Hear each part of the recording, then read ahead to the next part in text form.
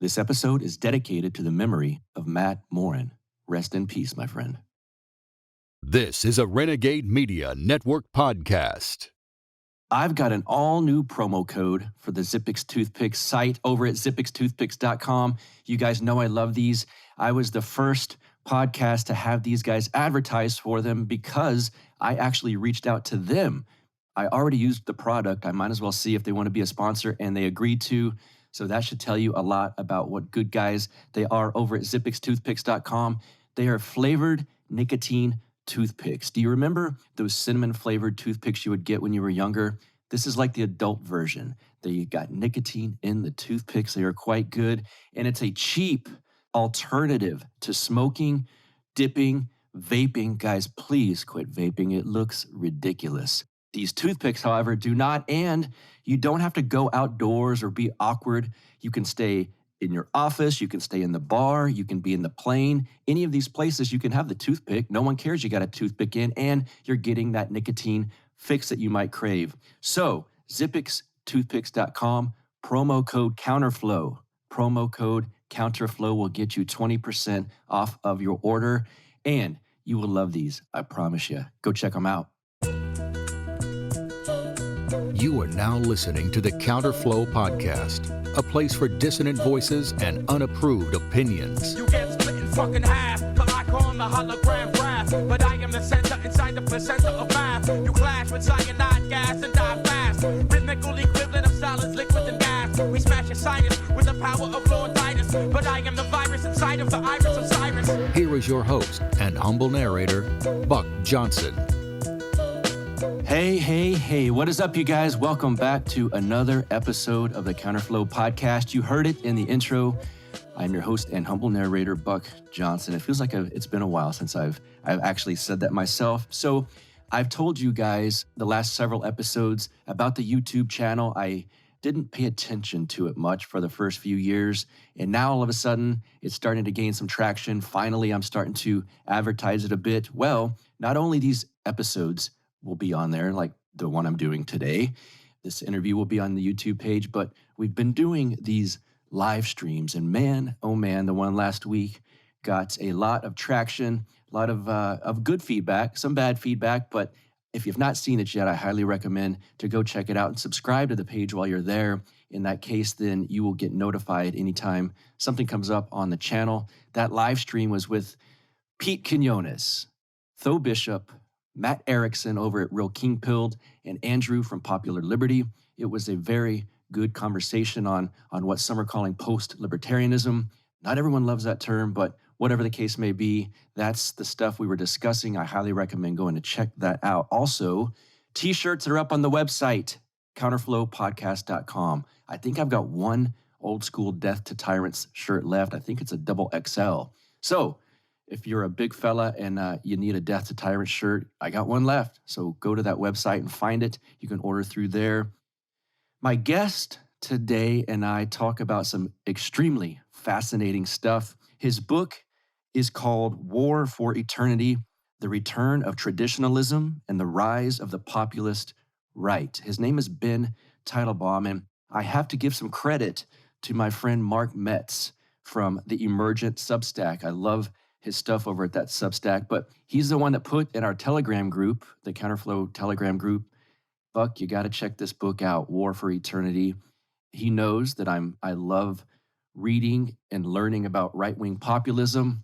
I'm a big fan of Steve Bannon, and that's kind of what this book's about, but the traditionalism aspect of this book is really what kind of blew my mind. There are so many things in here that it's not what I expected, and we get into that today in this interview with Ben.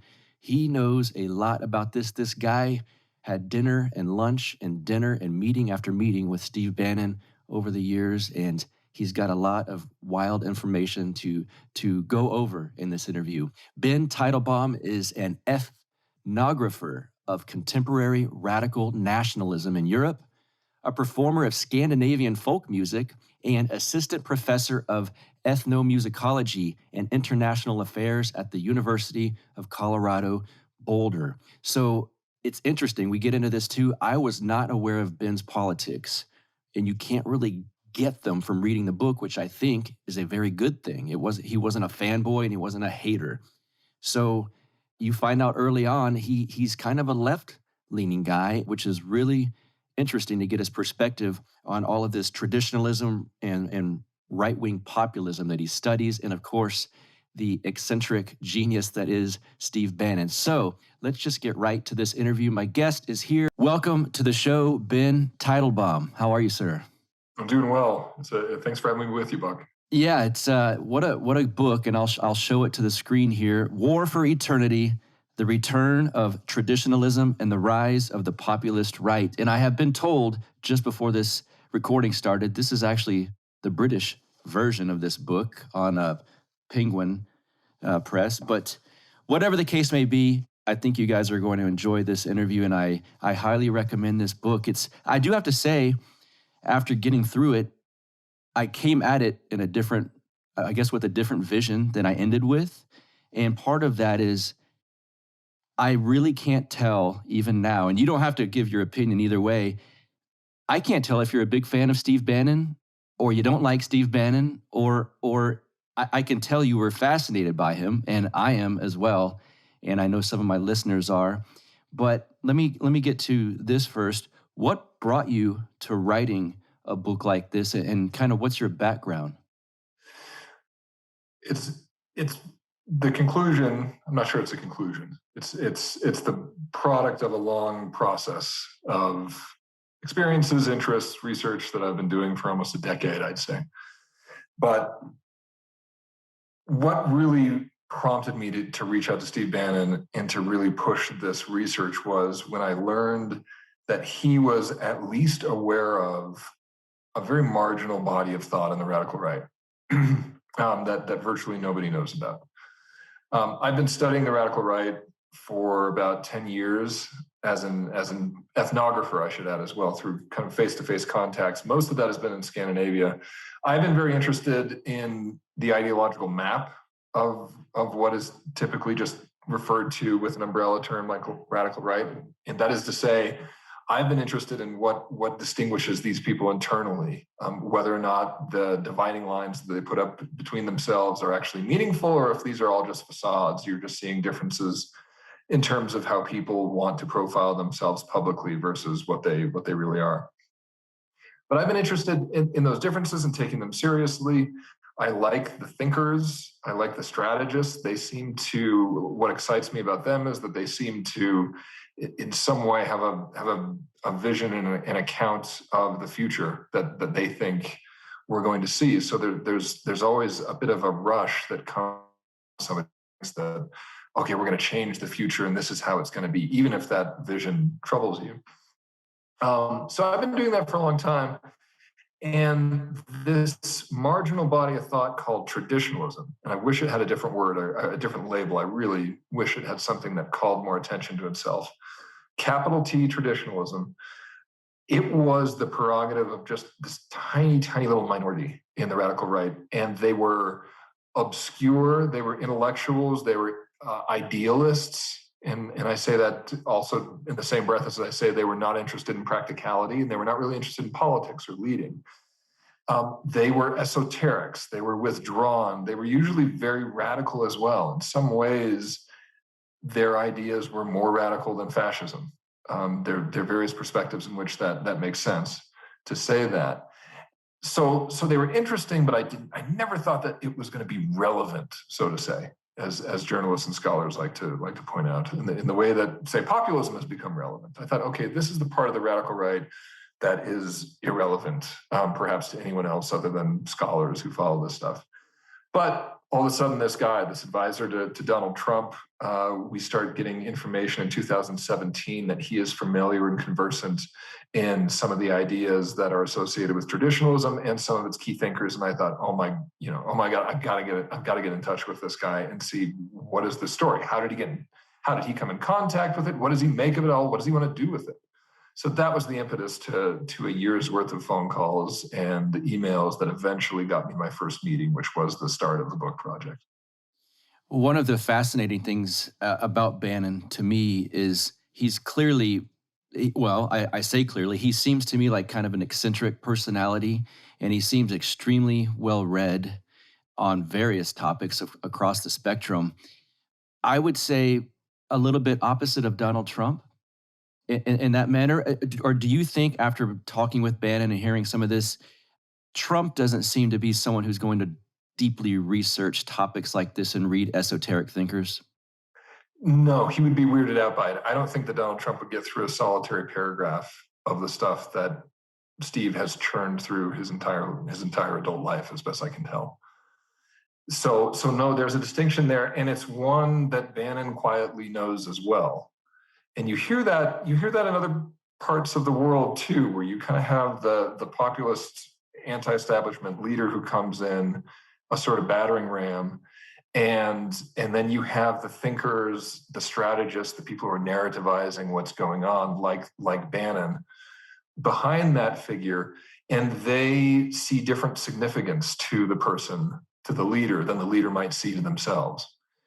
And for Bannon's purposes, he had this somewhat elaborate notion of the role that Donald Trump would play in history. And he was also fairly convinced that himself.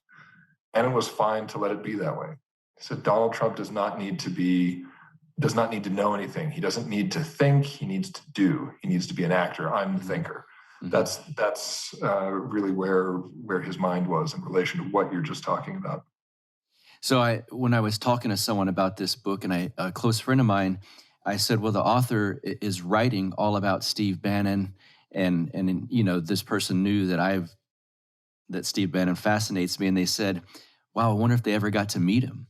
And I said, well, yeah, he got to meet him. He had lunches and dinners and meetings. He was at Steve Bannon's house. What are some of your thoughts that you gained from those experiences on the man himself and what he represents? And did it change your mind after meeting him? Did you come into it with preconceived notions? Absolutely. It would be really sad if my mind weren't changed at all from the increased attention. Steve Bannon, so to just jump into an earlier question, I'm coming at this more or less from the left, but as kind of a heretical left out leftist. I sometimes say that I'm politically homeless, but when push comes to shove, that's where my instincts are. And so coming from where I do, Steve Bannon was, I think, in American culture and society, he was like uniquely evil in a lot of circles. Okay, Donald Trump is really bad, right? He's crass, he's crude, he's maybe a casual sexist and a racist casually, but he doesn't know what he's doing, right? He's a big idiot. The person who knows what they're doing is Steve Bannon. That's the evil genie. And therefore we have presentations of him in Saturday Night Live as death, right? As the actual evil force and the mind behind this chaos. So, and somewhere there, that's with me too. And it's almost inevitable that if I go into it thinking of someone not really a person as just some idea, some generic force, some manifestation of evil, they're never going to live up to that in person. They're never going to be that bad.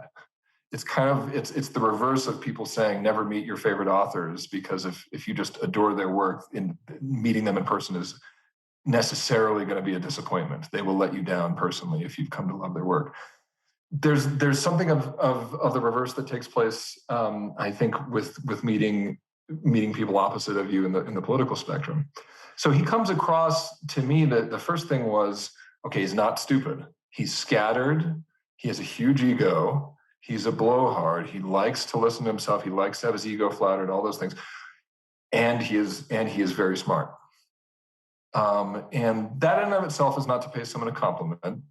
It's just a fact. And there's a lot of media comment that says, oh no, he's all those things and he's dumb and he's a phony. Yeah. They just want perfect consistency with this character. And that was out the window for me very, very quickly. He's charismatic as well, in the sense that he enjoys people, and you can tell that he gets energy from being around people and entertains them. He also has a skill that as a professor I actually covet quite a bit, which is in value in colleagues, is that it's very, very easy for him to get excited about other people. Mm-hmm. I noticed that, with me, but more so watching other people around him, that he just kind of knew their story, and he had found some way to think, this handler, this security detail. He kind of knew and was really kind of there to be their advocate and talk about, all the cool stuff they're doing and why you should be excited, why I should be excited about that. So all of that, it's not a surprise then to see someone with all of those skills attracting people to them and just moving water wherever they're going, displacing a lot of energy. So a remarkable person. You can hate him or you can love him. I don't think that you can say that he's boring, ineffectual, stupid, unremarkable. An absolutely remarkable person. Yeah. I gather from the book that he trusted you. Did he know you were coming at this from maybe a left-leaning perspective? Was he okay with that? Did he seem to trust you? Did he know that? Yeah. I didn't. He didn't think that he knew that I wasn't a Trump supporter, for example. Okay. And yes, he must have trusted me. He will talk to people, right? Getting an interview with Steve Bannon is not that hard. What surprised me was what we ended up discussing. Yeah. The fact that the types of details that he ended up sharing with me, that surprised me. And I even he saw drafts of the book. He knew what was going out there. There are aspects of the book that make him look good, and then there's some others that are pretty damning and actually play into some pre-existing narratives about him and his attitude toward geopolitics, democracy, global human rights, and things like that. So he knew all that and kept talking to me. We got to get some definitions in here, because this was some stuff I learned along the way as well. So it's traditionalism, the return of traditionalism with a capital T, because that's different from lowercase t traditionalism. And I think sometimes people maybe use them interchangeably when they shouldn't, is what I've found. So how would you define capital T traditionalism? You could almost start saying, you could take this smaller T traditionalism, think of all the basic principles of it. Things used to be better. I'm suspicious of change. In particular, things were better because, in the past, your grandpa's generation, there was order to society and there was predictability. If you take all those basic ideas, those principles on crack, just drive them to their utmost extremes, then you end up in a place that's like traditionalism, at least pieces of it. And I couldn't really do justice to everything that is traditionalism in a short response, but I can tell you this. It is originally a religious school rather than a political school. Its distinguishing features in politics have to do with its understanding of history and of time, first and foremost. The one thing that it rejects, I think, above everything, the idea of progress, the notion that society is going to, as years go by, society can meaningfully make itself better than it ever was before. Mm-hmm. Traditionalists reject that idea. They believe that really the pinnacle of human society, not to be measured by technological progress, but by spiritual enlightenment, that existed most often in the past, in a past golden age, and that we have gradually throughout time come away from that.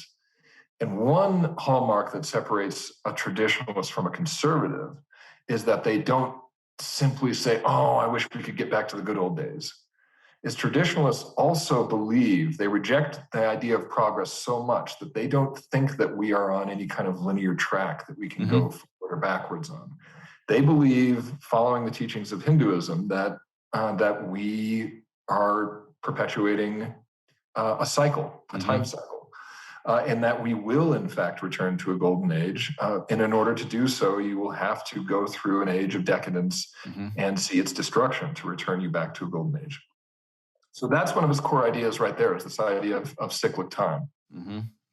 I actually saw Bannon on a podcast about 2 weeks ago, and he was very big on The Fourth Turning book, which now I'm fascinated with as well. I had to get through your book to get to this one. Did he talk about that kind of thing with you? Oh yeah.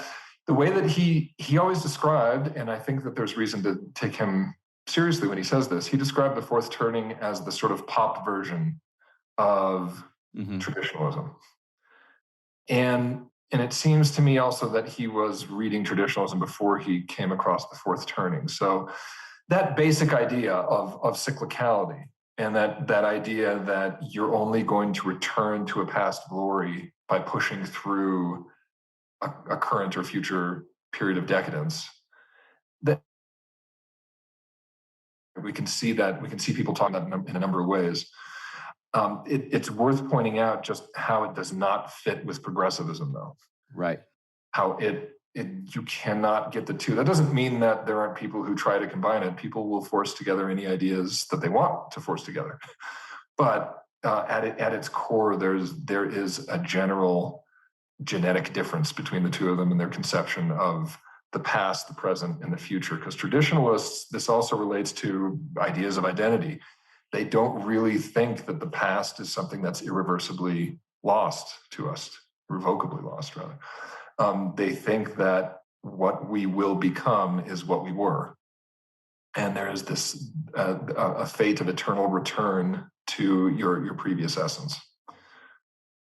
Do you think keep going, but I'll take a pause for a moment. Yeah, you gave me an idea to jump in with, and I've heard this batted around as well, that the Protestant incarnation of Christianity is almost what gave rise to progressivism, as far as the linear history that you're talking about, where it's only going to get better, it's going to get better, and then also some kind of relation even to not maybe neoconism, but universalism, where we're spreading the good democracy and the good word around the world, and traditionalists are quite opposite of that. So does that fit in there too?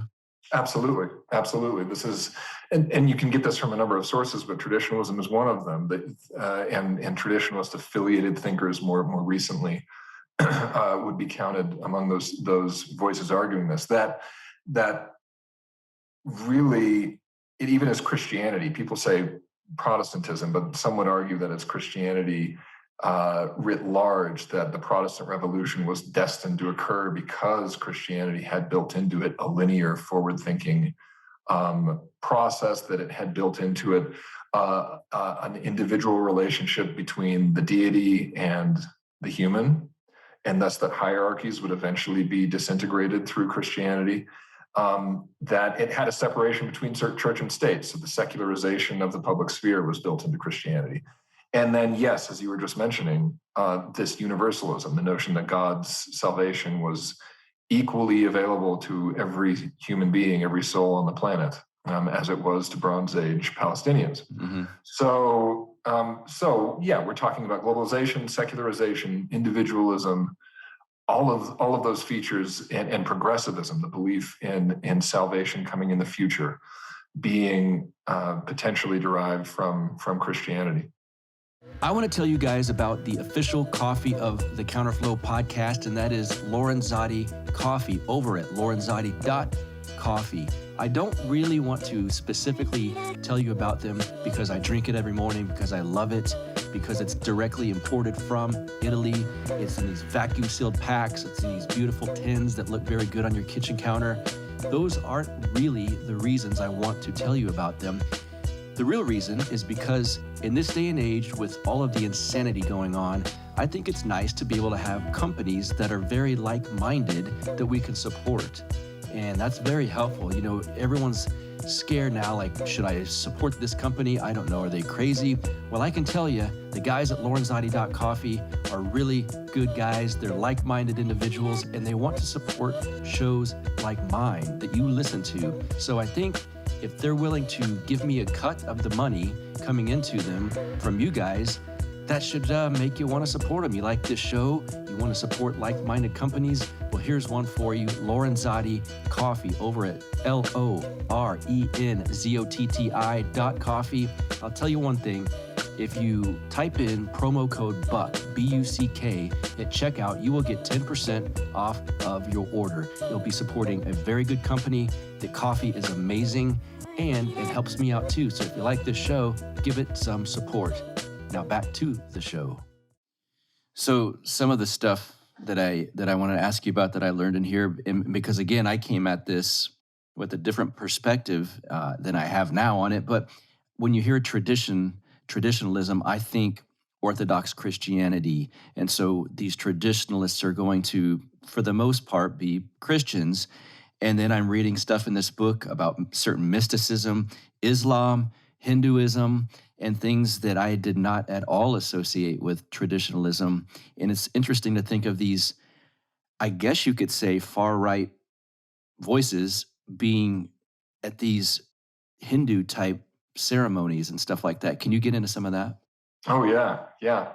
That's one of the things that was what traditionalism studying this was for me earlier, is I'd love to say to other scholars, saying, oh, you study the radical right, Ben? I said, yeah. So the terrible bunch of kind of, extremist skinheads. I say, yeah. And then they're the Muslim converts and the Hindus. Right.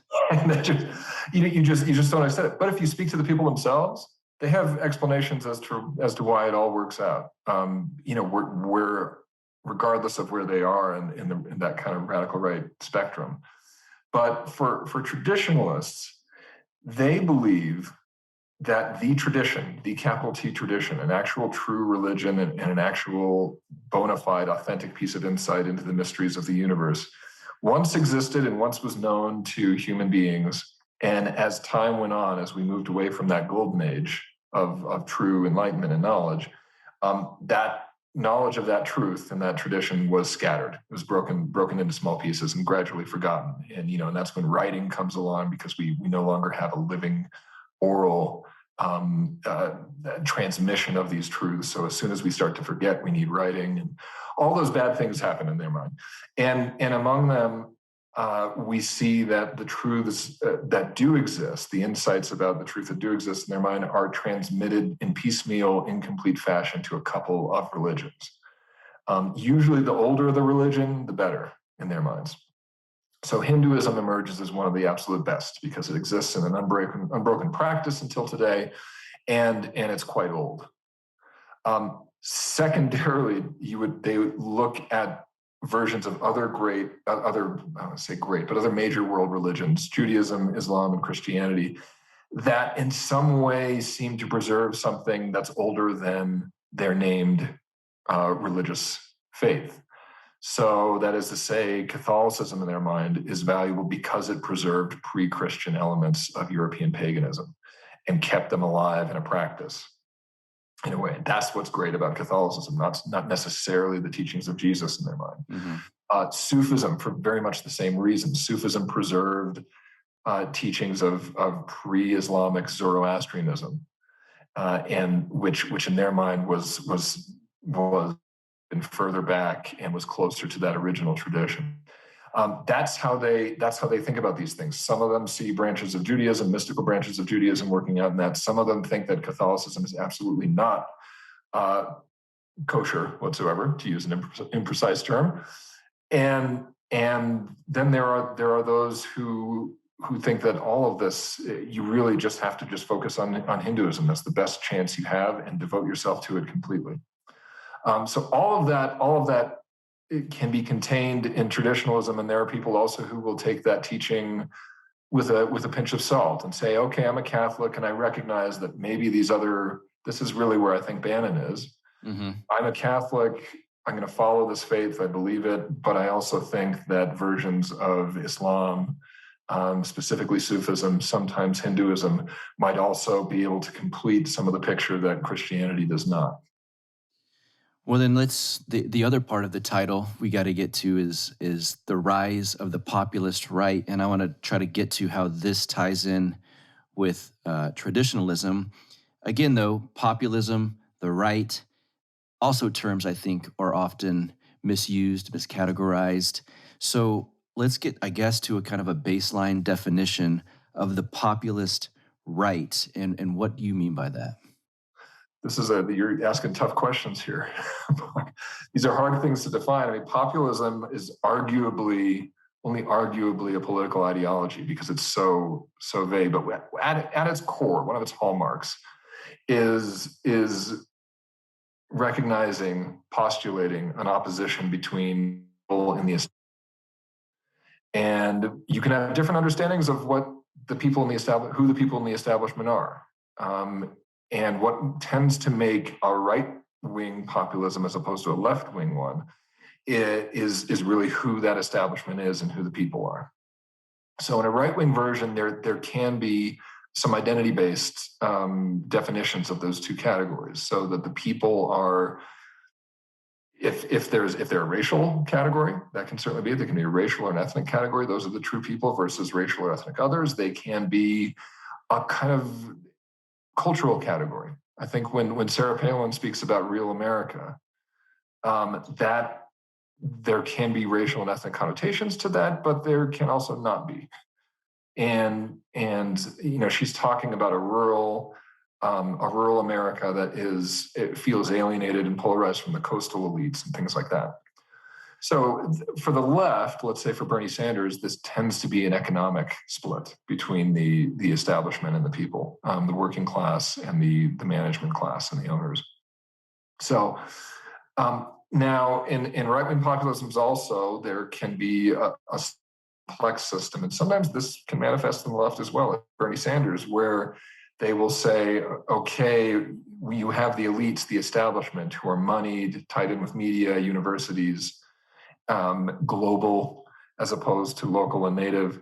And by the way, they're using the lower classes in society, if that is minorities, if that is migrants, someone else, in order to trap the true people from above and below. You can see those sorts of setups, but that's typically where you would highlight a right-wing populism, is that observed opposition between establishment and people. Lately, I listen to Steve Bannon on a somewhat regular basis, and it's interesting for someone on the right. He's using language that people on the left used to use, and you will not hear Joe Biden or Kamala Harris or Rachel Maddow, for that matter, so even the preachers and whatnot in media use terms like working class and elite and things like that. Now Bannon has adopted, I don't even want to use the term adopted, Bannon uses these terms, and there's almost like a Marxian slant to some of it, rather than the racial aspect of traditionalists and populists, I should say. Oh yeah, it's been fascinating.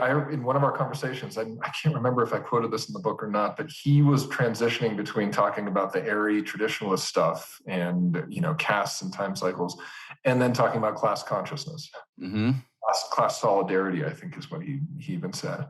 So yeah, he's there, and that's part of the story of this right-wing populist wave right now is the way that it relates to the labor left and the, let's say, the more culturally based left has not been taking that seriously, I think, for quite some time. And it doesn't begin with Trump. I mean, you can look at the electoral college map with Trump and see where did he make his inroads in 2016, right? Michigan, Ohio, Pennsylvania, Wisconsin.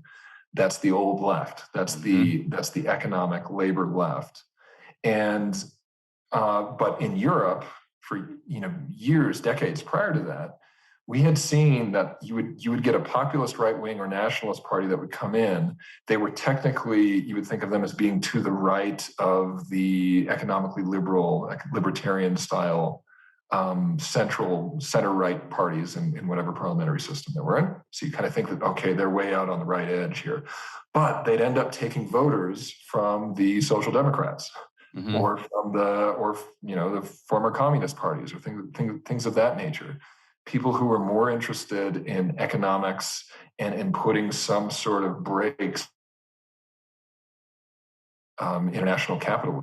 They were turning to this populist right, and Steve is absolutely aware of that and very much sees some authenticity in trying to think of those two coalitions as belonging together rather than being at opposite ends of a spectrum. And we all just scratch our heads when they borrow each other's language. He thinks that they belong together opposite more globalizing, capitalist, free market, individualistic political position. Was the opportunity there for the populist right to take some of this language when the neoliberal left starts getting into identity politics and what some call cultural Marxism? So rather than worrying about working class Marxism and class structure based on economics, they started taking identity politics and trying to pin against each other different colors, different ethnicities, and so on. There's an opening for someone like Bannon to start using the older language, working class, and do that kind of talk.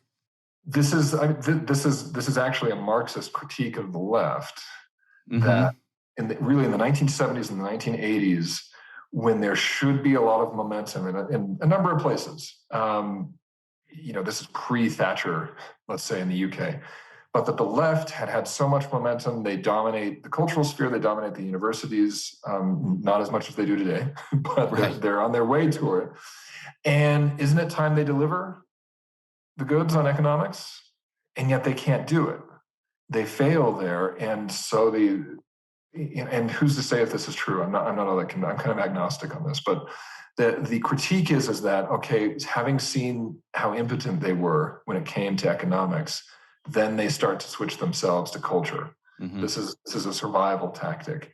And then, yes, they do leave all of those problems simply sitting there. And then what happens later, you get, the collapse of the Soviet Union.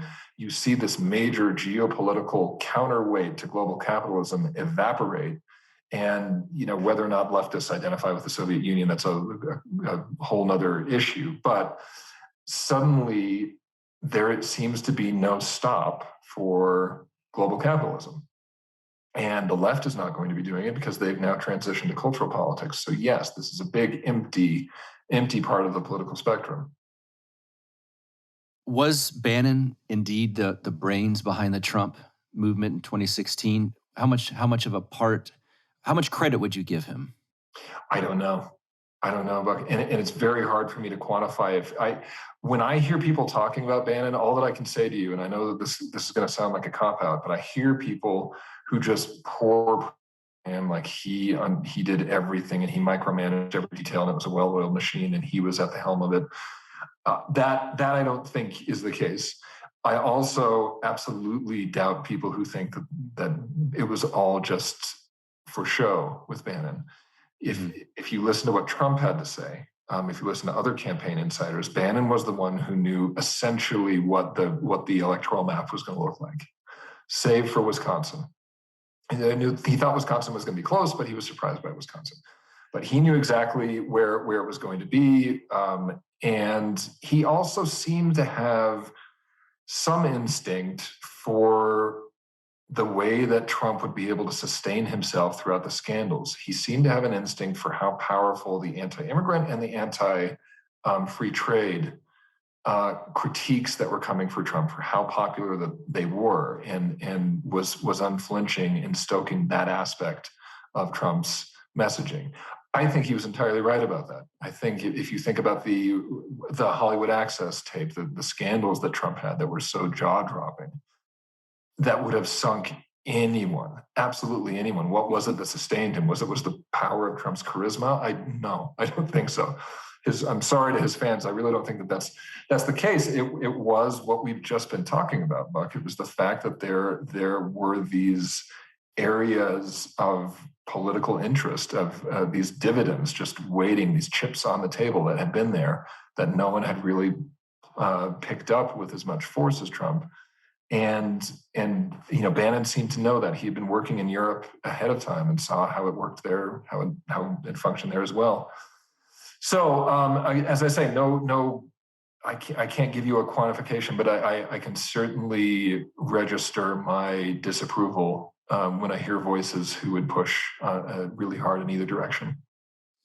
I want to bring in some of the other cast of characters that are in this book, and there's too many to go over all of them and get into the weeds on each one. But there's Alexander Dugin, and who I pronounce Olave, I believe, is one of Olavo. Olavo. Yes. Can we get into just a couple of those names and kind of what they represented, and if they did have some ties to Bannon? I think some of the names, maybe they did. Jason Giorgiani, maybe he did not. It gets confusing in there. Yeah.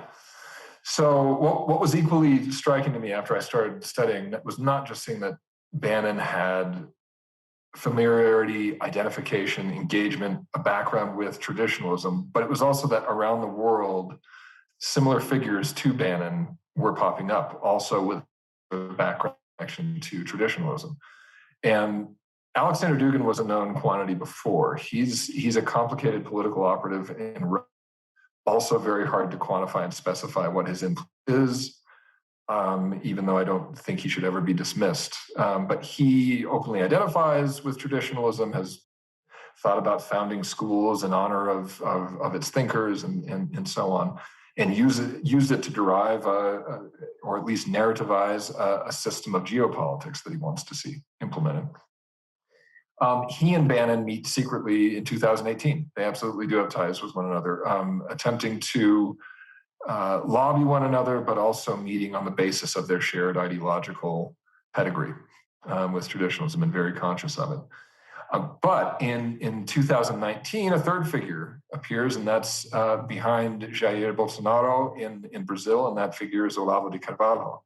He doesn't identify as a traditionalist today. However, if you went by traditionalism's own criteria, he would be probably the most qualified of the three because he was officially, what would we say, initiated into one of its formal religious lines, a tariqa, a Sufi tariqa on the line of its patriarch, René Guénon. So, and he became a social media mouthpiece. I don't want to use a more neutral term for him, but he's a social media commentator and a philosopher and a teacher, and never had any official position in the Bolsonaro government. But he was offered a position. He recommends other people. He ended up having a faction that was also familiar with and in some cases enthusiastic about traditionalism, that eventually and fairly recently completely fell apart. But they were all, Dugin was meeting Bannon, and then Bannon and Olavo were speaking to each other quite a bit in 2019 in particular. So, and all of them, viewing their cause as a way to push back against the decadence of modernity today, right now, and also viewing populism as a blunt instrument to foment some of the destruction that they thought was necessary to preempt a rebirth. Something that I loved in one of your chapters that tied together things that all of a sudden clicked for me, and I had not thought about in these terms before, but it was discussing Alexander Dugin being influenced somewhat by French postmodernist thinkers. And if you could talk some about those influences and how it relates to nationalism and traditionalism, that was a fascinating segment. So let's go back to the time cycle I was talking to you about earlier. We can speak in very vague terms about the past being a golden age and the present being the dark age or something like that. But for traditionalists, it does get big. One of the things that they think was great about the past was social hierarchy. And not just social hierarchy in a vertical sense, but even in a horizontal sense, that society and societies were allowed to be internally segmented and different from each other, that we lived in a world of difference. And what's dark about the Dark Age is the complete eradication of borders in any and all ways you can imagine them. That can be national borders, sort of physical geographic borders. That can be hierarchical borders, so that there is no longer, you see a leveling of society, either at the hands of communism and the belief of egalitarian society, or let's say ideologies like democracy or nationalism that want to equalize everyone within a community as either citizens or nationals or something like that. So the traditionalists opposed that homogeneity And the question a lot of them have to grapple with when they look at history, if they think we ended up in a place of homogeneity, is how did we get there? And for a lot of them, more explicitly for Alexander Dugin than some of the other figures I've been talking about, the instruments of homogenization have been Western imperialism, perhaps predated by Christianity's evangelistic impulse. But to integrate the entire world into one system, if it's a spiritual system or if it's an economic system or a political system, that we all have equal human rights because we are all equalized as human beings. Those are the things that are hallmarks of decadence in their mind, and the sorts of things that they want to see undone to create a better society in their mind. And so there are natural resonance between his ideas and the anti-imperialistic left, who view colonialism, imperialism, Christianity as all violating in his mind, the one true universal principle, which is the right to difference, which is the right for different societies separating themselves from each other and having their own depth and their own state of virtue and things like that. So there's a lot of overlap there, and that's where Dugin will find himself crossing with those thinkers. But there are many areas where you see, yes, you could see post-structuralist French philosophers. You could also see neo-Marxists like Antonio Gramsci having overlap with these thinkers. But I'll stop there. No, that was fascinating. For all things CBD related, there is only one stop for you guys. That is PalomaVerdeCBD.com. Once again, PalomaVerdeCBD.com. It is owned by some friends of mine, a wonderful couple out of San Antonio, Carlos and Vanessa. Extremely genuine, extremely fun to hang out and party with, I can tell you that. But really, they're truly very hard workers, and they put a lot of love and special touches into this company, PalomaVerdeCBD.com. It really made me proud to have them as a sponsor. Just to list a few of their products, I'll go ahead and tell you some. They've got the Sleep Bundle Combo Pack. They've got the Mint CBD Tinctures. They got several flavors of the CBD tinctures. And I love the Cool Menthol Sports Cream. The moment you have a sore muscle, I'm not just saying this to sell it, it was genuinely the best sports cream I've ever used before. And it was amazing. I love it. I'm glad to have them as a sponsor so I get this stuff. And you know who really loves them? Selflessly. My favorite stuff that they provide is the pet stuff, and that's because my French bulldog Lux needs this stuff. The CBD dog chews and the pet CBD tinctures. We put it on his food every morning and every evening. These dog chews are basically like dog treats for him. He used to walk around like a little old man, French bulldog, and now he's like a very young and tough French bulldog. He races me around the house because of these CBD products. I'm so glad to have these guys as a sponsor. Please give them business. They're very wonderful people, like-minded individuals, and I've got a promo code for you. So if you enter BUCK, that's my name, Buck, at checkout, you will get 25% off of your order over $75. That's 25% off everything over $75. Please give them a visit, PalomaVerdeCBD.com, enter promo code BUCK, and you will be extremely happy that you paid this wonderful couple a visit and gave them some business. Let's get back to the show. I want to read a quote because this is regarding Steve Bannon. Like you said, here in America, there's so much, well, this guy is just the worst guy ever. He's racist, he's a Nazi, et cetera, et cetera, et cetera. But this was interesting to me when you mentioned that his most important issue politically was the border security. And there's a quote that says, "Economic stability of the working class is a prerequisite for their spiritual advance and therefore the revitalization of America." To which, the argument against him is always, well, he doesn't like Mexicans or something like that. It doesn't seem to jive with this reason that he's really for national border security. Does that make sense? It could. I'll start by playing devil's advocate. Sure. Because I think that a critical take on Bannon would say that simple racism or animosity toward Mexicans is not good enough for him. He doesn't like the idea that is what's motivating, and so he dresses up that cause with strange esotericism and leaving the critics just in the wake of incense and crystals and who knows what.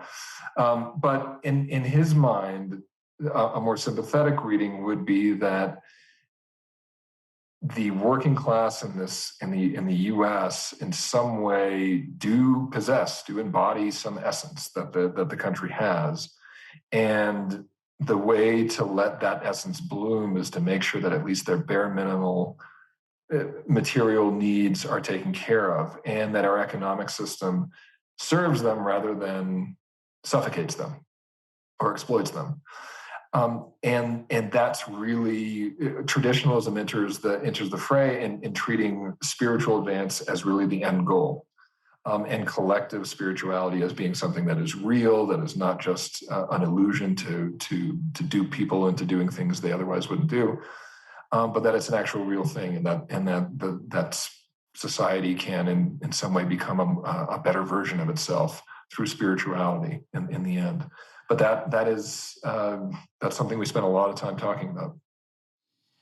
One of Trump's platforms, and I think it's one of the things that helped get him elected, was anti-intervention overseas, ending the wars.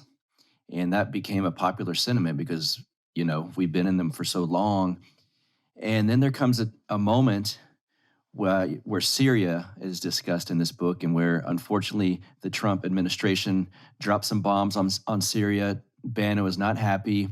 Apparently, there's an inner squabble with Kushner within the administration. Another part I learned from this book that I was not familiar with. Can you talk about the contentious feelings between the Bannon wing of Trump's inner circle mixed with his family, and what their let's see, geopolitics might have been? Oh, sure. So his family, they were sort of avatars for the status quo in U.S. geopolitics of interventionism, global. I keep using the word globalism, but believing that the United States needs to enforce democracy, human rights throughout the world, if need be, through military means. And Bannon was pushing hard against that. He was wanting to see nationalism internationally, which meant that the United States would draw back all of these commitments. What I think was a scene that Michael Wolff wrote about and Bannon spoke to me about, which I just sounds hilarious to me, just because I imagine it just terrified Kushner. But they were having a conversation about whether or not to intervene in Syria. They had formal conversations and meetings about that, but there were also informal conversations. And Kushner approached Bannon and said something to the effect of, well, it's really, what he's doing is absolutely terrible. This guy Assad is a tyrant. He's gassing children. Something has to be done. And Bannon's response was, well, we're living in an age of decadence, don't you know? We're in the Kali Yuga, in other words. And this is just, in other words, accept this. This is fate. The cycles, the currents of time will move us through this. We don't need to do anything, but you're also not going to stop death and destruction, because death and destruction is our era right now. And Kushner is horrified, right? And apparently, if we are to believe Michael Wolff, I've never spoken to Kushner, but apparently this was some watershed moment when he realized that Bannon, in his eyes, was crazy, was just so far outside of the pale that something had to be done about him. Is there a vibe to him that being able to spout off something so eccentric is his way of kind of, watch how much smarter I'm going to be than you on this particular course of action? Because he could have come at it from a more pragmatic standpoint and said, we told the American people we're not bombing other countries. There's no proof that this gas attack was the way it's presented for certain. Rather than doing something like we're in the fourth turning, essentially. I wonder, because he showed that very type of discretion in the past. We were speaking about his impressions of Trump, and there was one, he relayed to me a conversation he had with Trump about also thinking that Trump's role was destruction. And, really the role that he's supposed to play in history is he's supposed to come into the US government and explode it, right? And Trump didn't like the sound of it. He wanted to view himself as a creator, and Bannon knew then to just back off and let it go. And the way he told it to me was, okay, I'll let Trump think he's a creator. It doesn't matter. I know the truth, but I'm going to keep it to myself. So he seems to know when to keep his more eccentric views private, and also has a range of ways of speaking about almost the same thing in different language, without getting into versus without actually discussing the motivations. And that's where a lot of this traditionalism shows its mark with him. It's about motivations and inspiration. So he knows how to do that. But it's interesting, Buck, when you talk about him wanting to kind of show off a little bit. Certainly his critics, even those in the White House, say Chris Christie, for example, Chris Christie thought of him essentially as an arrogant person. There are people who thought he was crazy, thought he was sloppy, thought he was misogynistic, racist, so on. But for Chris Christie, Steve Bannon was just arrogant and elitist. So, and I think it is, I've never really heard him speak in any detail about that, but it was from exchanges like that, probably trying to relay some higher realm of thinking that he assumed a dope like Chris Christie wouldn't stand, right? Right. So. Do you see, it's interesting, you wrote this book later also than I thought. When I first saw it, I'm thinking this must have been like 2015, 2016, as the Trump moment was happening, as Brexit was happening. But I believe, it was at least published in 2020, and it's The Return of Traditionalism and the Rise of the Populist Right. Where we are right now and with geopolitics in general, do you see populism as a powerful, as the wave of the future, left and right? I don't know if it in itself is a wave of the future, but I think that it has become an ingredient in politics in a lot of liberal democracies, and I don't think it's going away.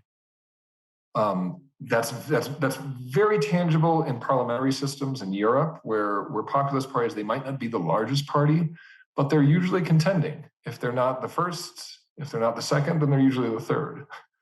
And so that the wish of a lot of actors, right and left, center, right and left in Europe, that populism would have just come and gone away as a fad, that it was all just a nightmare that would disappear. I think that people are wise to the fact that that's not the case there anymore.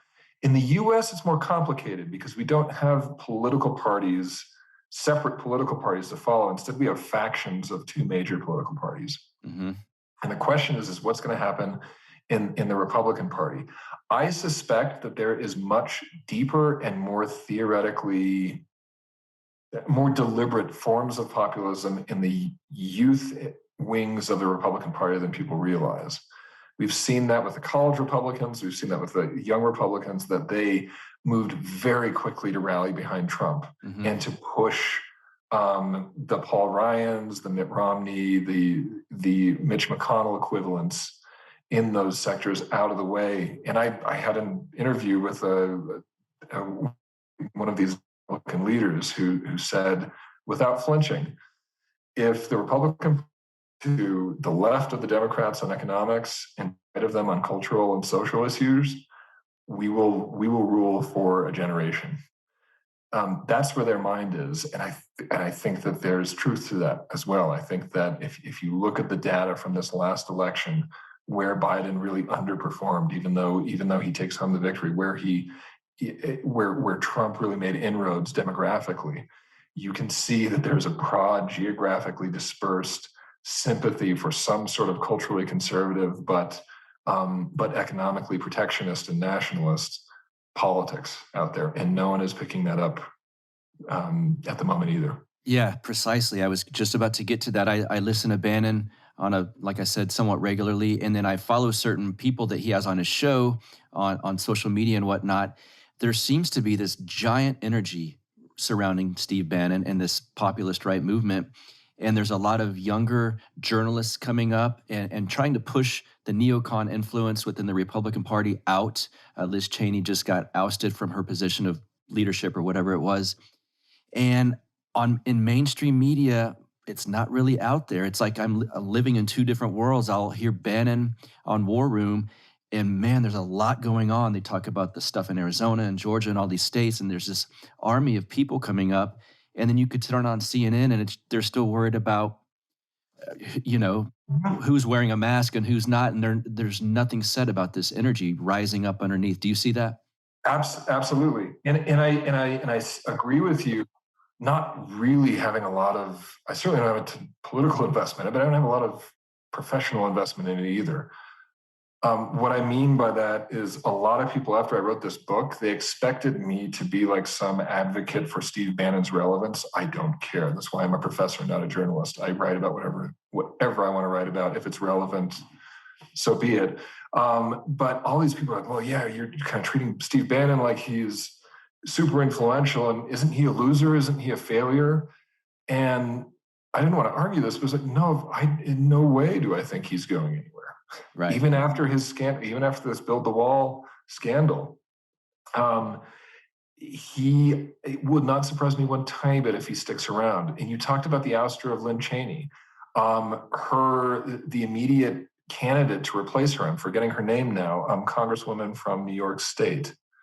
Her first stop to introduce herself to the Republican Party, War Room. War Room, yes. Right? I don't know in what capacity he's going to stick around, but the amount of energy that he produces himself and that is around him is palpable, and it will sustain him. I will say it again, even though it means nothing to me to say it. I think he is going to be relevant. I think he's going to stick around and be a factor in the Republican Party.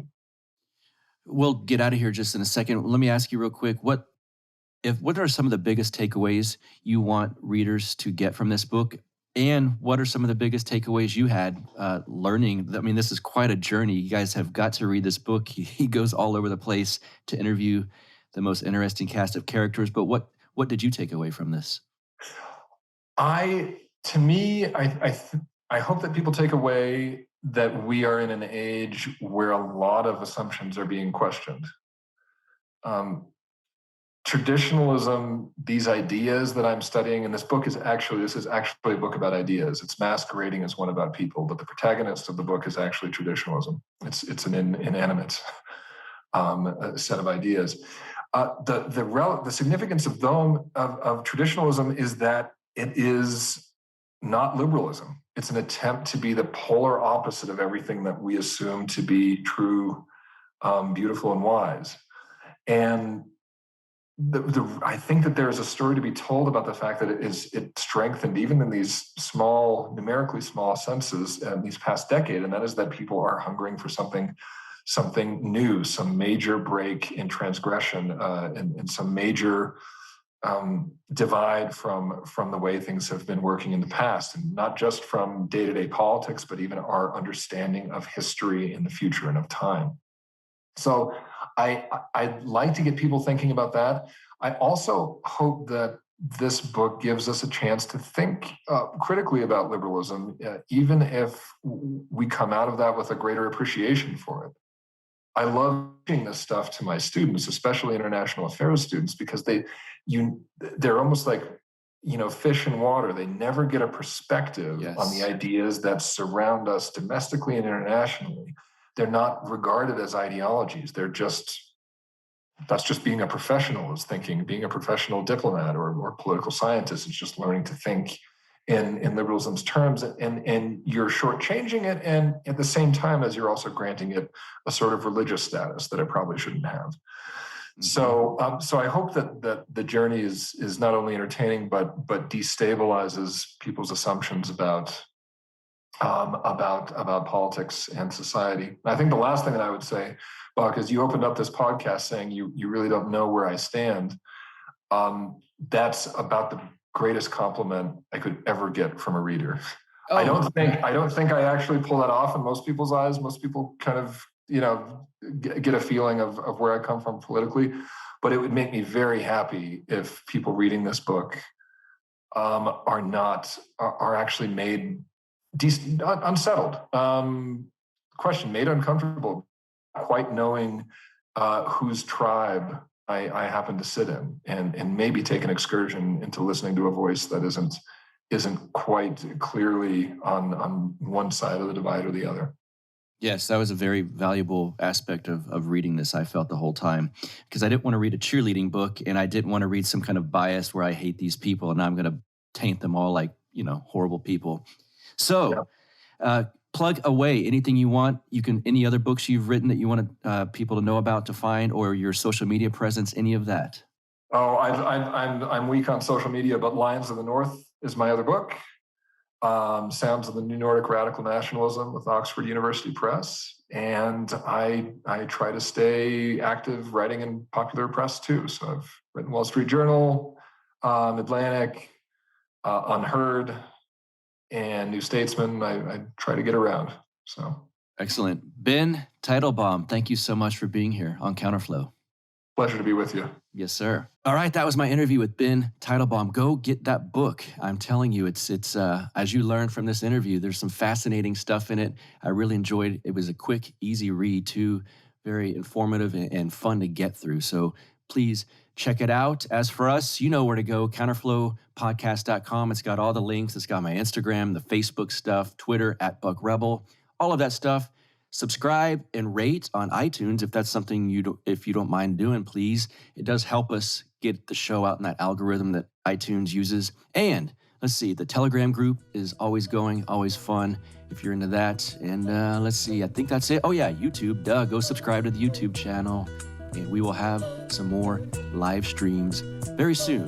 Until next week, see you guys. You get split in fucking half, but I call him the hologram graph. But I am the center inside the placenta of math. You clash with cyanide gas and die fast. Rhythmical equivalent of solids, liquid and gas. We smash your sinus with the power of Lord Titus. But I am the virus inside of the iris of Cyrus. Like the sound of the Counterflow podcast?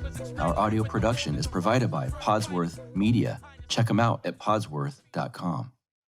This has been the Counterflow Podcast, a part of the Renegade Media Network.